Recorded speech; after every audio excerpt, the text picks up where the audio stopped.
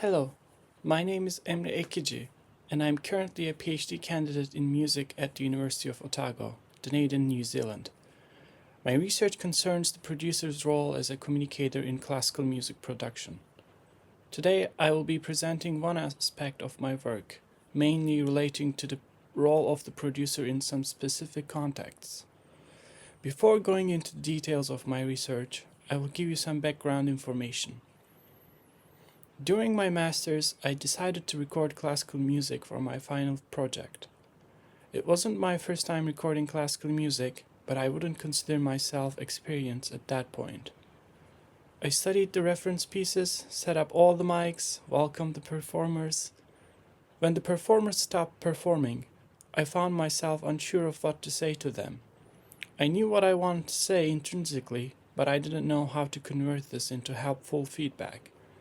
I thought if I had a system to mark all my thoughts on the score, I would be able to give performers constructive feedback when needed. That is how I started the research. The idea of developing a notation system for marking performance issues in recording classical music. Then, this topic gradually expanded to communication in classical music production and the producer's role as a communicator in classical music. In this presentation, I will move back and forth between discussion of the notation system, communication in the studio, and my experiences as a practitioner and researcher. This research explores the complex role of the producer as a communicator in classical music production, particularly within the educational context. Through practice-based research and thematic analysis of interviews, this study identifies variables and variations of communication and notation systems and the interaction between producers and performers. First, I will review the definition of Tonmeister or classical record producer and my stance on this topic. Then I will mention why this study is important and what its contribution is to the current literature. The existing literature suggests that the context for classical music production is complex and undergirded by historical tensions around power dynamics, which particularly impact performers' experiences in recording sessions. As performance and production are intertwined, the literature lacks in-depth studies that discover the intersection of these fields. Later, I will quickly review the relevant literature to demonstrate exactly where this study fits. Then I will discuss my methodology, summarizing my project design as a rather complex method needed to handle this complicated case. Lastly, I will go over my findings and discuss the outcomes. I would like to briefly discuss the Tonmeister concept for those unfamiliar with it. It is a concept introduced by the German school in the 1940s. The word means sound or tone and master. The same individual is responsible for musical, sound, and artistic management. In the English-speaking world, the same person is called a classical record producer. So this common approach is also the one that I tend to adopt in my classical production work. This title or qualification of Tonmeister is given to people who graduated from a few specific schools. I haven't attended one of these exclusive schools. Nevertheless, I am interested in this complex tradition. Therefore, I wanted to shape my research in this direction. How does a Tonmeister or classical record producer take notes on notation and turn them into feedback? What else can I learn while learning this knowledge? How can I report this entire process as a scholarly work? These themes are at the core of my research. Therefore, although my research focus is clear, I am interested in more than one research question. What is a producer's role as a communicator, and what are the factors affecting communication? Or how can the notation system be improved? Why is this study important? Performers can be very sensitive while performing, and it is important to account for this. Producers must approach the situation wisely, interact with the artist while being aware of their vulnerabilities, be constructive, and in short, be a tool to realize the artist's vision. Nevertheless, how can producers develop the complex knowledge and competencies required to do this successfully? As I mentioned, one can either access those privileged schools just in time in their early career and receive good supervision from professionals there, or one can start working with someone who does this profession full time, and then, after assisting them for some time, they can transition to a freelance career. Both possibilities mostly exist in only large cities. I want to provide the informal information needed for people without access to either option, but who are enthusiastic and have sufficient musical and technical knowledge. What are some potential practical outcomes from this research? For example, it aims to contribute to the democratization of classical music.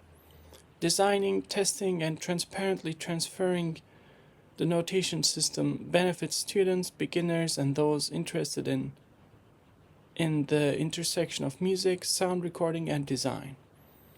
Similarly, sharing recommendations from experts on recording classical music and lived experiences from beginners on what not to do regarding communication in classical music productions might help emerging producers access the knowledge they require to move from novices into experts more quickly.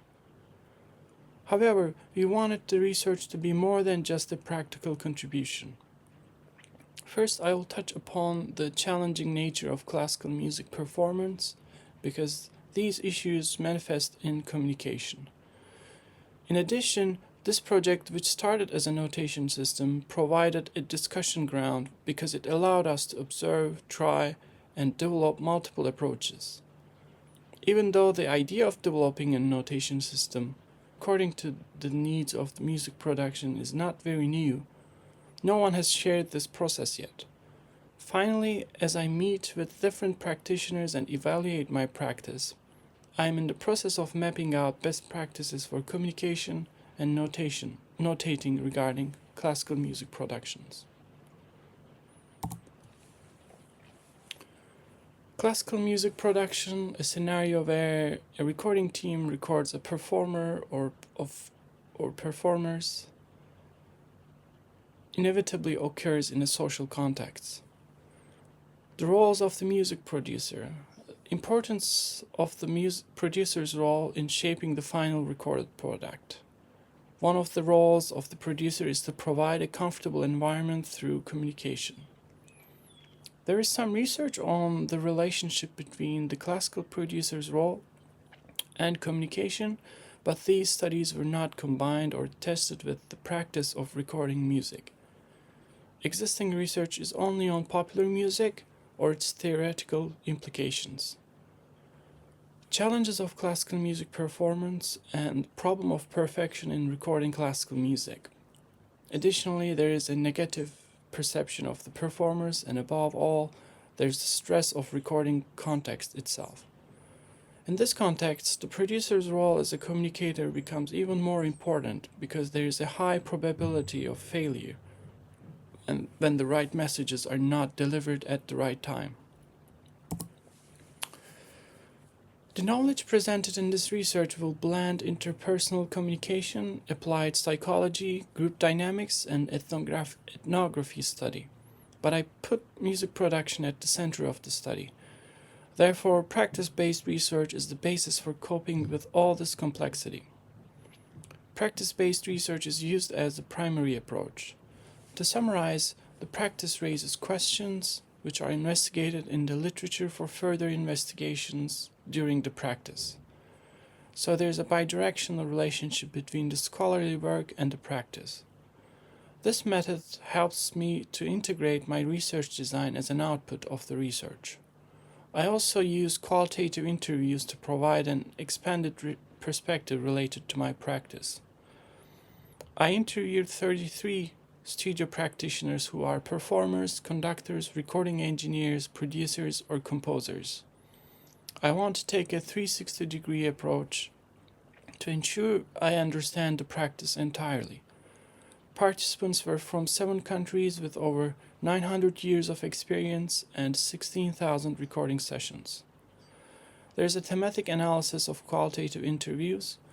As I will benefit from other auxiliary research methods when necessary, this can be best characterized as a multi-method research approach.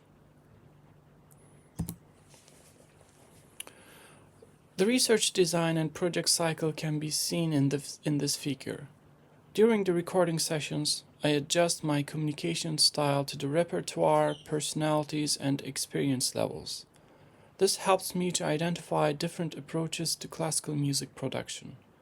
Following each of the sessions, I write self-reflections regarding these experiences. Based on the self-reflections, I consult experienced performers and practitioners. During the pre-production of the next project, I implement or inquire about new concepts for the upcoming project. The notation system mentioned in the project cycle will be presented in another publication later.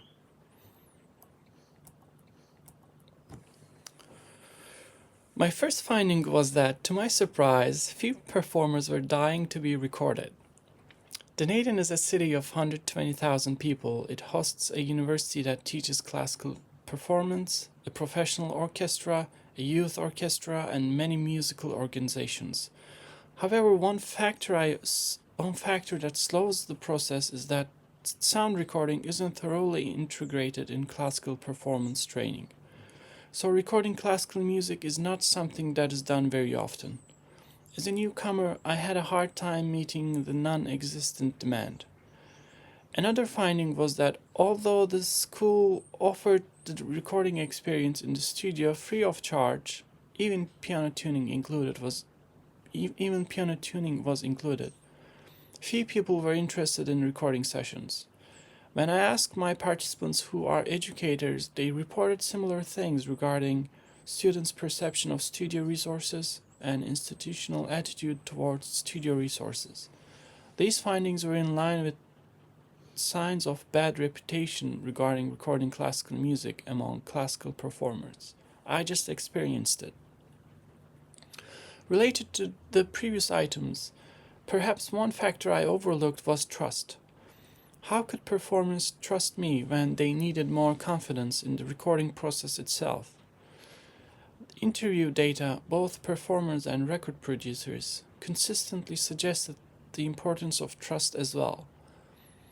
The performers must trust the recording team's ability to execute the recording session in order to perform at their best. In this respect, I consider myself naive because I thought there would be people who would definitely want to experience the recording experience, regardless of trust. These findings were in line with Belier Carather's work in 2013. Reputation also impacts this. From the performer's perspective, I came out of nowhere and I'm not one of the well-known names. Let's say we have sorted out these fundamental issues. The performer wants to be recorded and has arrived at the studio. Since most of them don't have recording experience, it is necessary to convey the methodology first. Where to sit, how to talk, when to stop playing. Many of these are things that I'm so used to that I had to get used to the fact that many performers experience this for the first time. Classical performers are trained to perform without interruption, and they don't perform very often in the studio. I need to soothe and help them embrace the recording process. In this respect, I had to take on the role of a pedagogue to reach a level where they could fluently use the technology around them. Consequently, I understood the importance of healthy communication, as I could break the game without any intentions and lose the performer in the process without knowing it. At this point, I would like to talk about the development of the notation system. In general, I came across 3 different scenarios. First scenario, when I work with students, I need to intervene more in the recording process. They can make many mistakes, and it would be better for them if I told them exactly where they made their mistakes. In this case, it will be better for everyone if I put a symbol on the notes to represent each error: articulation, intonation, ensemble, etc. As for the second scenario, while I work with experienced performers in the standard repertoire, this time my focus is on the best interpretations rather than mistakes. Generally, these performers spend a long time with their instruments and the piece they are working on. Therefore, they master the instrument and repertoire. The factor that comes into play now is to build the best interpretation. I'm still marking the errors, but the focus shifts from minuses to pluses, or mistakes to best interpretations this time. The third scenario is contemporary music. This music may be performed for the first time or recorded for the first time, and I don't have the opportunity to familiarize myself with these pieces because they're outside the standard repertoire. The reason might be that my brain completes the music in standard repertoire, but contemporary music has a greater variety of phrasing and form structure. I focus on the music measure by measure to avoid making any mistakes. Putting minuses and pluses in every bar might be ideal to ensure we are covered. For further research, I will discuss a few things. As a newcomer international student, I spent the first few months adapting to the Southern Hemisphere, learning the recording studio's workflow and gear. These took a significant amount of time. During this process, my role as a PhD student was to strengthen the relationships between performers and studio resources. It felt beyond the scope of PhD from time to time, but the realities and spirit of the producer helped me navigate the process. Since we are in an educational context, there is no paymaster. The absence of a paymaster was helpful in terms of facilitating the whole project. However, it also led to some ambiguity. Why are we doing these recordings exactly seemed to be the mindset adopted by some performers. Exercising Tonmeister practices without the exact training is a complete challenge. I greatly enjoy it, but need more practice to extract the best practices approach. As the research continues, I aim to record 2 more projects for commercial release. These projects would allow me to contribute to developing a notation system and refining communication strategies. An eventual goal of mine is to develop the notation system and communication strategies in a way that they could be integrated into music production and audio engineering training curricula. In conducting the interviews with established practitioners, I observed varying degrees of controversy among participants' narratives, which I found fascinating. However, throughout the interviews, I also identified many overlapping topics and issues in this domain. Most of my analysis were focused on extracting the core approaches and variations. Some practitioners do things entirely differently, and there seems to be little consensus on some issues, even if they are from a similar background. One challenge for the research in terms of demonstrating impact to non-experts lies in demonstrating the link between the artistic outputs and notation systems or communication strategies. How can we hear a notation system or communication strategy in a recording? This would be a valuable question when I present my thesis to the examining committee. Conclusion. This research explores the complex role of the producer as a communicator in classical music production, particularly within the educational context. Through practice-based research and thematic analysis of interviews, this study identifies variables and variations of communication and notation systems and the interaction between producers and performers. The findings contribute to democratizing classical music production by offering practical insights and strategies that extend beyond the traditional Tonmeister training pathways. This research supports the development of a more inclusive music production landscape by providing an alternative approach to accessing and applying the knowledge typically reserved for those trained in relatively rare institutions. In addition to practical contributions, this research questions the nature of notation and musical communication, particularly in understanding the link between these paratexts and discourses and recorded musical outputs. How these elements manifest in recorded music remains worthy of further investigation. First half of the references.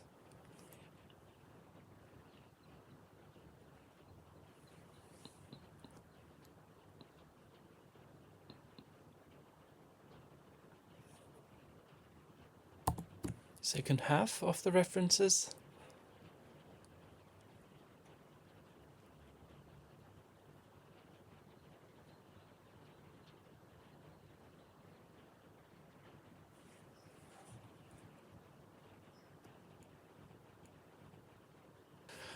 Thank you for your participation. It would be best if you had some questions, comments, or feedback.